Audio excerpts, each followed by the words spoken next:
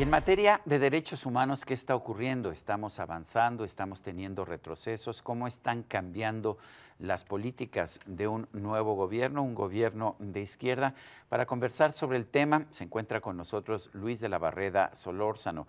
El doctor Luis de la Barreda es el director del Programa Universitario de Derechos Humanos de la Universidad Nacional Autónoma de México. Además, fue presidente, usted lo recordará, de la Comisión de Derechos Humanos del Distrito Federal, que se llamaba entonces. Luis, siempre es un gusto verte. Sergio, es un gusto para mí. ¿Qué tan importantes son los derechos humanos para el nuevo gobierno? ¿Dónde estás viendo avances? ¿Qué te preocupa en este momento?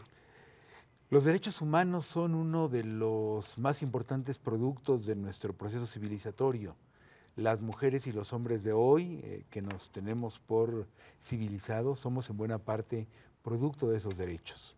Gracias a los derechos humanos está prohibida la tortura, está prohibida la pena de muerte, están prohibidos los tratos o penas crueles, inhumanos y degradantes, hay plena igualdad de derechos y de oportunidades del hombre y de la mujer, los niños no pueden ser maltratados, hay que combatir las condiciones de pobreza y de marginación. Maravilloso todo eso. El presidente dice que todo esto era cosa del pasado, que ya se acabó a partir del 1 de diciembre del 2018, ¿es cierto? Hay cosas que son no solamente preocupantes, que me parece que son, porque preocuparse es preocuparse antes de que algo suceda. Claro. Entonces no solamente son preocupantes, son cosas lastimosas.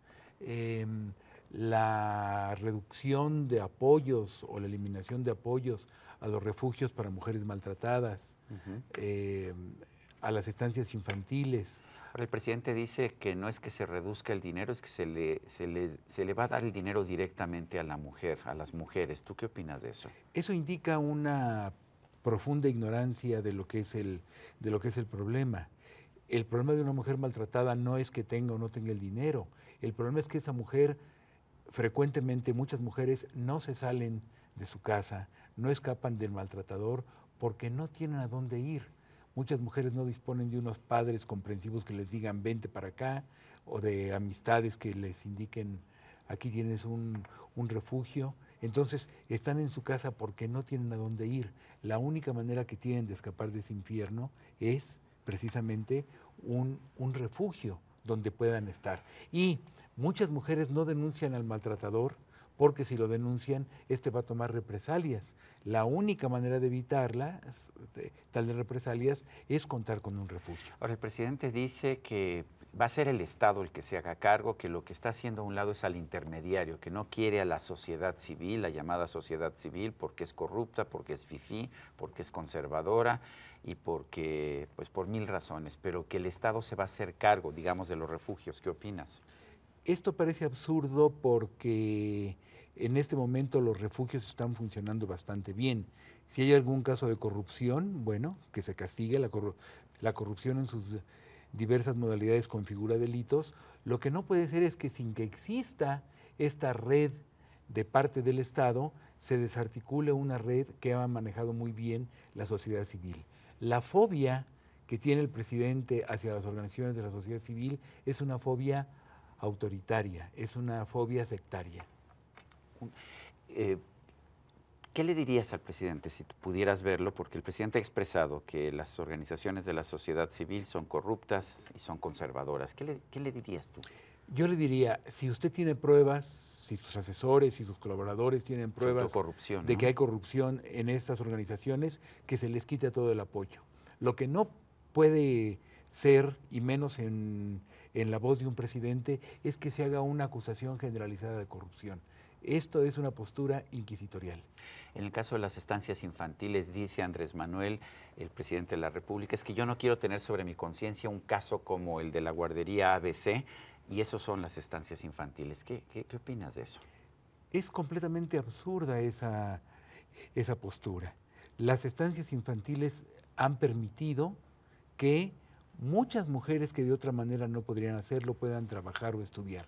Es decir, no basta con que las mujeres tengan los mismos derechos que los hombres en la ley, deben tener las condiciones para ejercerlos.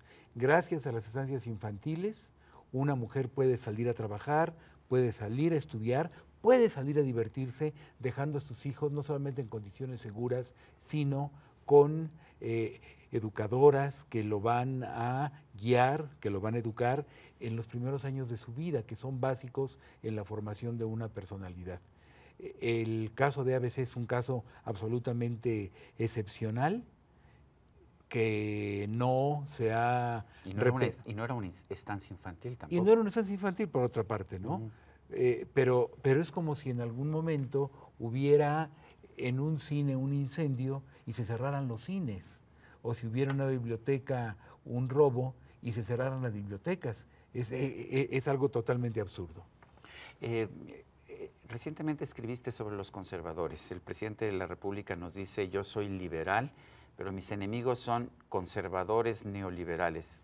Cuéntanos cómo está la geometría política en estos días, porque yo ya me pierdo. Primero, al hablar de conservadores neoliberales hay una contradicción in terminis. ¿Tú siempre te consideraste un hombre de izquierda? ¿Te sigues considerando un hombre de izquierda? Si por izquierda entendemos simpatizar con las socialdemocracias europeas, con los regímenes que han luchado por atenuar las injusticias sociales, respetando las libertades, sí. Pero si por izquierda pensamos en regímenes como el de Venezuela, como el de Cuba, como el de Corea del Norte, como el de China, como el estalinismo, como el maoísmo, etcétera, quiero estar en las antípodas de esos regímenes. O sea, ¿qué tan importante es entonces preservar las libertades individuales? Es de una importancia fundamental. Un régimen, más que hablar de derecha y de izquierda, porque Stalin era de izquierda y fue un asesino, y Mao era de izquierda y fue un asesino. Y Ortega y Gasset decía que ser de izquierda o de derecha es confesar que padece uno de hemiplegia moral. Así es. Entonces yo prefiero hablar de ser progresista o ser retrógrada. Y yo creo que una persona progresista cree en la justicia, cree en las libertades, cree en los derechos humanos y quiere ser liberal en el sentido de otorgar libertades a los ciudadanos, pero conservador en el sentido de conservar todo aquello que está bien. Lo que es absurdo es que alguien llegue y diga: antes de mí, todo lo que ocurrió antes de mí, lo voy a destruir. Y a partir de mí nace el mundo, nace el nuevo orden y todo lo anterior no vale. Eso me parece, por una parte, una conducta terriblemente egocéntrica en el peor sentido, y por otra parte me parece una conducta destructiva. Tú fuiste presidente de la Comisión de Derechos Humanos del Distrito Federal, una institución autónoma. Está también la Comisión Nacional de los Derechos Humanos, una institución autónoma. El presidente dice que las instituciones autónomas son corruptas por naturaleza, que es el Estado, es el gobierno el que tiene que manejarlo todo. ¿Qué opinas? Que no se puede hacer una acusación así, generalizando sin tener pruebas. Yo puedo afirmar que en la Comisión de Derechos Humanos del Distrito Federal, y antes estuve en la Comisión Nacional de Derechos Humanos dirigida por Jorge Carpizo, se manejaban las cosas con absoluta honestidad, con absoluto profesionalismo, con absoluta autonomía, y que se combatieron exitosamente muchos abusos de poder. Así que esa acusación es inquisitorial.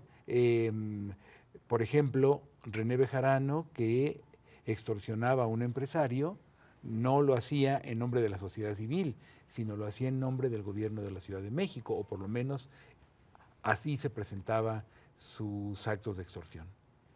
¿Qué tendríamos que hacer en estos momentos? Tenemos a un presidente con una popularidad inusitada, que tiene mayoría en ambas cámaras del Congreso, que está colocando a su gente poco a poco en la Suprema Corte de Justicia de la Nación, en el Banco de México, en las distintas organizaciones autónomas. ¿Estás tranquilo con eso o habría que tomar algún tipo de medida? ¿Qué le dirías a la gente acerca de lo que debemos hacer en el futuro para preservar un México de instituciones? Yo creo que debemos estar vigilantes y debemos ser razonables. Lo que sería terrible es que hiciera lo que hiciera el presidente, no hubiera una postura crítica ante las cosas que no son razonables, que no son adecuadas, que no son justas, que no protegen o que no promueven las libertades. ¿Tú crees que el presidente escucha? Yo creo que ha dado muestras de que no suele escuchar, de que no suele atender argumentos críticos. Entonces tiene una muletilla, que es decir, cualquier crítica contra mi gobierno proviene de los conservadores o proviene de la prensa fifí. Entonces con eso no se responde con argumentos, sino con una muletilla que no resiste el menor análisis desde el punto de vista de la argumentación. A mí me encanta la polémica, me encanta la cancha de la polémica, donde lo que valen son las razones. Pero cuando alguien me hace una crítica y no respondo con argumentos, sino con una descalificación, ahí no puede haber polémica ni diálogo. O sea, cuando dices lo que dices porque eres chayotero, porque eres fifí, porque eres conservador, este tipo de descalificaciones entonces no van a llevar al gobierno a pues, poder interactuar con el resto de las opiniones de la sociedad. Y no lo van a llevar a escuchar críticas que pueden ser válidas. Es decir, cuando a mí un alumno en clase me hace alguna crítica, me dice, yo creo que estoy equivocado en eso, yo lo agradezco. No necesariamente acepto la crítica, pero me gusta escucharla y me gusta razonar sobre eso. Y una persona razonable, a lo largo de su vida, va atenuando, cambiando o reafirmando sus puntos de vista con base en el razonamiento, con base en las críticas que escucha y que escucha con atención, que agradece. Luis, ¿tú cuál piensas que debe ser la actitud del gobierno mexicano frente a un régimen como el de Nicolás Maduro en Venezuela? ¿Debemos dejar que los venezolanos lo resuelvan como puedan? No tengo ninguna duda de que ese régimen debe ser condenado en nombre de los derechos humanos y en nombre del proceso civilizatorio. El régimen venezolano le ha causado un daño gravísimo a su país, a sus ciudadanos, y yo creo que por motivos éticos, por motivos jurídicos, porque el gobierno mexicano está obligado a promover los derechos humanos, ese régimen debe ser abiertamente condenado. ¿Tú piensas que esto viola pues, la tradición diplomática mexicana, empezando desde los tiempos de Benito Juárez? No, porque capítulos estelares de esa tradición ha sido el rompimiento con el gobierno de Franco, el rompimiento con el gobierno de Pinochet. O sea, sí hemos juzgado a ciertos gobiernos y sí los hemos condenado. Hemos juzgado a ciertos gobiernos y me resultaría inimaginable que no se hubiera tomado distancia ante ciertos regímenes. Fue muy importante la actuación del gobierno mexicano para que en Nicaragua cayera el gobierno de Somoza. Que hoy en Nicaragua tengan un gobierno similar en violación de derechos humanos es otra cosa. O sea, Daniel Ortega representa un gobierno similar al de la dictadura de los Somoza. Muy similar porque está reprimiendo, porque hay una corrupción terrible, porque ha aplastado a la sociedad civil, porque las antiguas mansiones de los somocistas han sido repartidos entre los dirigentes del nuevo gobierno, ya no tan nuevo, del llamado gobierno sandinista nicaragüense, porque con razón se han ganado a pulso el sobrenombre de la piñata, se han repartido esos bienes como si fueran los dulces de una piñata. El doctor Luis de la Barrera Solórzano, director del Programa Universitario de Derechos Humanos de la Universidad Nacional Autónoma de México. Como siempre, gracias por esta oportunidad de conversar contigo. Sergio, siempre es un gusto conversar contigo, mil gracias. A usted, amigo televidente, que hace posible este programa, se lo agradezco también. Esto es todo por hoy, pero no se le olvide. Nos vemos la próxima.